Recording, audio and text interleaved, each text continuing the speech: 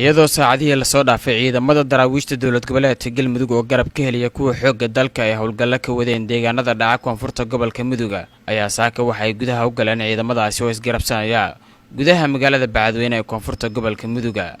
ciidamada gudaha u gala magaalada Bacadweyne ayaa waxa hogaaminaya wasiirka amniga dowlad goboleedka Galmudug Axmed Macalin Fiqi.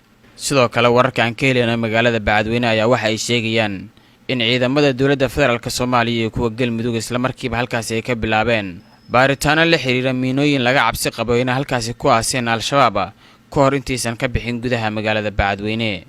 deegaanka Bacadweyne ee gobolka Mudug ayaa waxaa dhowr jeer isku bedbedelay gacan ku hayntiisa ururka al-shabaab iyo weliba ciidamada xoogga dalka iyo kuwa daraawiishta dowlad goboleedka Galmudug oo dhinaca kale wararka aan ka helayno deegaanada dhaca koonfurta gobolka Mudug ayaa waxay sheegayaan in halkaas ay ka socdaan dhaqdhaqaaqyo ciidan oo ay wadaan ciidamada daraawiishta dowlad goboleedka Galmudug iyo kuwa dowladda federaalka ee Soomaaliya.